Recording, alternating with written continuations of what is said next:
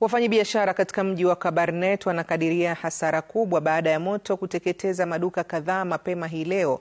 Juhudi za wakazi na maafisa wa kaunti wa kukabiliana na hali za dharura kuuzima moto huo ziliambulia patupu. Chanzo cha moto huo bado hakijabainika.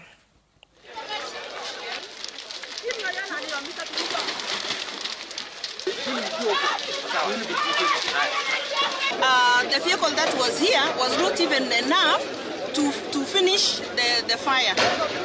It was very difficult because the capacity of that fire truck holds very little water and it takes a lot of time to refill the water. So my call is that we need to have another fire truck. We need to increase the capacity of the firefighter. It was just unfortunate. Ile water booster kubwa ile ingekuwa inapea simamoto hii mashine nyingine maji ilikuwa mbali na hatunge anticipate kwamba kuna shida ya ingetokea leo, lakini tunataka, I think as a county government we shall step up.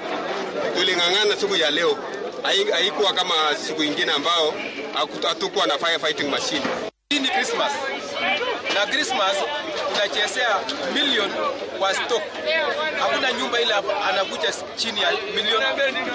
Nikiongea kwa niaba ya wengine nataka usema tu Mungu atusaidie, president akuje tu kuangalia hata kidogo.